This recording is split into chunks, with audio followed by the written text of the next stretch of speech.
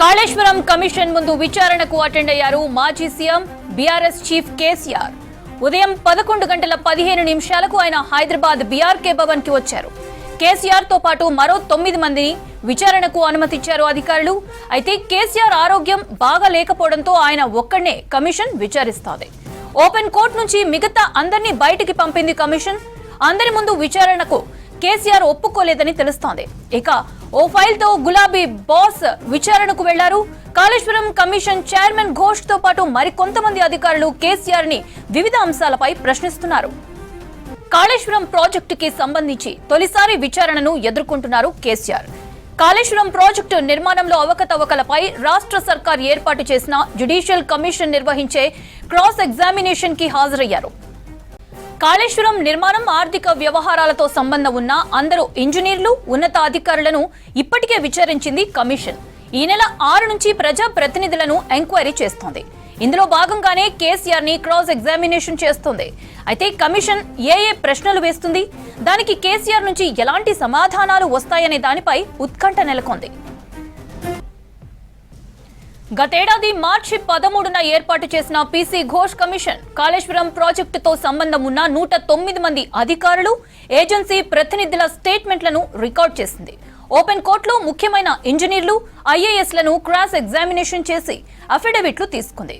అధికారులందరూ అప్పటి బీఆర్ఎస్ ప్రభుత్వం నిర్ణయాలకు అనుగుణంగానే నడుచుకున్నామని చెప్పడంతో విధానపరమైన నిర్ణయాలు తీసుకున్న వారి స్టేట్మెంట్లు కూడా రికార్డు చేయాలనే నిర్ణయానికి కమిషన్ వచ్చింది. ఇందులో భాగంగానే మాజీ సీఎం కేసీఆర్, ఇరిగేషన్ శాఖ మాజీ మంత్రి హరీష్ రావు, ఆర్థిక శాఖ మంత్రి ఈటెల రాజేందర్ కి నోటీసులు ఇచ్చింది. ఇక ఈ నెల 6న అప్పటి ఆర్థిక మంత్రి ఈటెల రాజేందర్ ని, 9న మాజీ మంత్రి హరీష్ రావుని ఓపెన్ కోర్టులో విచారించింది కమిషన్.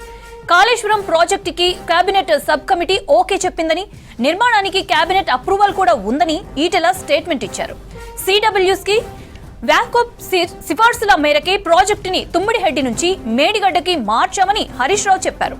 బ్యారేజ్ల లొకేషన్ల మార్పు నీటి నిల్వ ఇంజనీర్ల నిర్ణయమేనని, ఇందులో తమ ప్రమేయమేమీ లేదని కమిషన్ కి వివరించారు. టెక్నికల్ అంశాలతో తమ ప్రభుత్వానికేం సంబంధం లేదని తెలిపారు. ఈ మొత్తం పరిణామాలతో ఇవాల్టి విచారణలో కేసీఆర్ ఎలాంటి సమాధానాలు చెప్తారనేది ఇంట్రెస్టింగ్ గా మారింది. ముఖ్యంగా తుమ్మిడిహెడ్డి నుంచి మేడిగడ్డకు రీ ఇంజనీరింగ్ చేయడానికి గల కారణాలు, బ్యారేజ్ల లొకేషన్ల మార్పు, డిజైన్లు, నాణ్యత, నిర్వహణ లోపాలు, కేబినెట్ ఆమోదం లేకుండా ప్రాజెక్టు నిర్మాణం, ప్రాజెక్టు పూర్తి కాకముందే బిల్లుల చెల్లింపులు, వీటితో పాటు విజిలెన్స్, ఎన్డీఎస్ఏ లేవనెత్తిన అంశాలపై కేసీఆర్ ని కమిషన్ పలు ప్రశ్నలు అడిగే అవకాశం ఉంది. ముఖ్యమైన అధికారులు, ఇంజనీర్లను తాజాగా మాజీ మంత్రులు ఈటెల, హరీష్ రావుని ఓపెన్ కోర్టులో విచారించిన ఘోష్ కమిషన్ అందరి సమక్షంలోనే ప్రశ్నలు అడుగుతూ సమాధానాలు రాబట్టింది. రైట్, కాళేశ్వరం కమిషన్ విచారణకు సంబంధించిన మరిన్ని డీటెయిల్స్ శ్రీశైలం అందిస్తారు. శ్రీశైలం, కేసీఆర్ ఒక్కరినే కమిషన్ ప్రశ్నిస్తున్నట్లు తెలుస్తోంది. దీనికి సంబంధించిన డీటెయిల్స్ ఏంటి?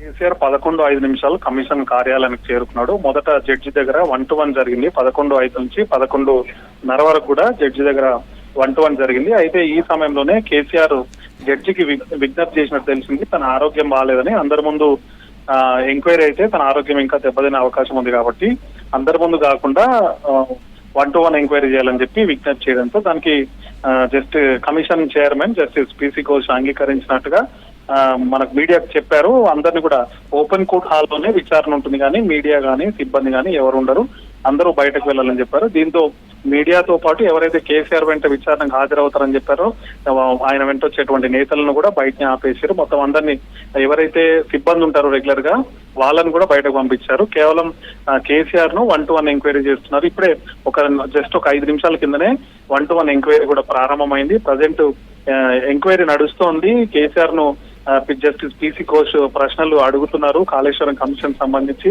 ఏవైతే మొదటి నుంచి ఆయన ఎదుర్కొన్న ఆరోపణలు అన్నిటికి సంబంధించి కూడా ప్రశ్నలు అడుగుతున్నారు. కేసీఆర్ తో పాటు ప్రశ్నలు అడుగుతున్నటువంటి జడ్జి, దాంతో పాటు కేసీఆర్ చెప్పేటువంటి అంశాలని నోట్ చేసేందుకు, వెంబడే రికార్డ్ చేసేందుకు అవసరమైనటువంటి సిబ్బంది, అదే విధంగా రెగ్యులర్ గా ఓపెన్ కోర్ట్ హాల్లో ఎవరైతే సాక్షులుగా ఉంటున్నారో వాళ్ళని మాత్రమే లోపల నుంచి మిగిలిన అందరినీ కూడా బయటకు పంపించారు. కేసీఆర్ చెప్పే ప్రతిదీ కూడా టెక్స్ట్ రూపంలో కంప్యూటర్ లోనే వెంటనే దాన్ని టైప్ చేసి ఉంచుతున్నారు.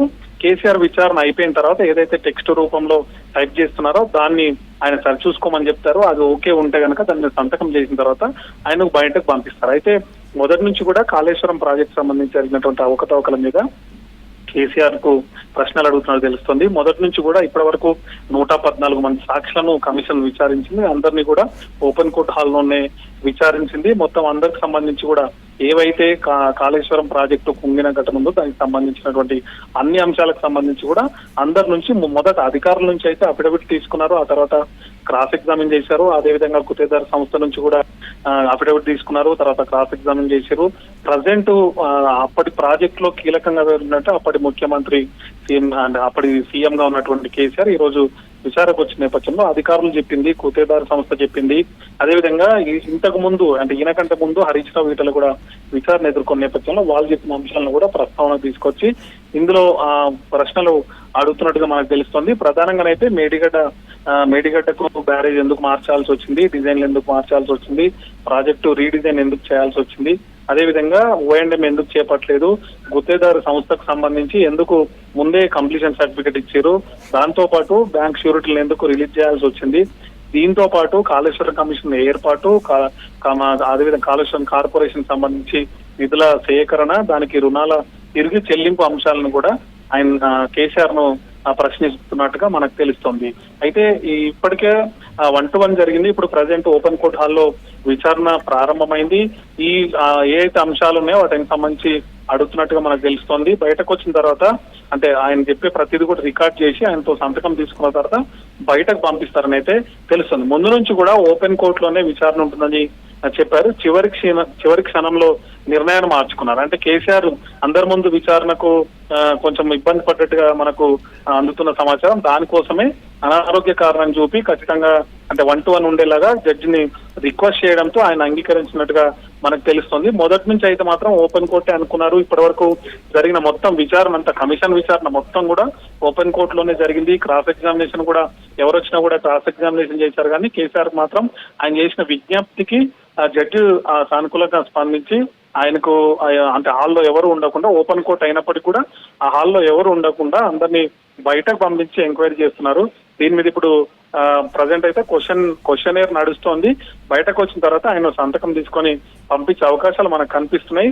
మరోవైపు బయట కూడా బీఆర్కే భవన్ బయట కూడా భారీగా కేసీఆర్ కి సంబంధించినటువంటి అనుచరులు కానీ పార్టీ శ్రేణులు కానీ నాయకులు కానీ చాలా మంది తరలివచ్చినప్పుడు కూడా ఎవరిని లోపలికి అలౌ చేయలేదు. అందరినీ కూడా బీఆర్కే భవన్ బయటనే అందరినీ ఆపేశారు పోలీసులు కూడా కట్టుదిట్టమైనటువంటి భద్రత ఏర్పాటు చేశారు. ప్రజెంట్ క్వశ్చనేర్ నడుస్తుంది. చూడాలి ఎంత సమయం పడుతుందో, ఏమేమి క్వశ్చన్లు అడుగుతారో, ఎప్పుడు బయటకు వస్తారన్నటువంటి అది మనం వేచి చూడాల్సినటువంటి అవసరం కనిపిస్తుంది.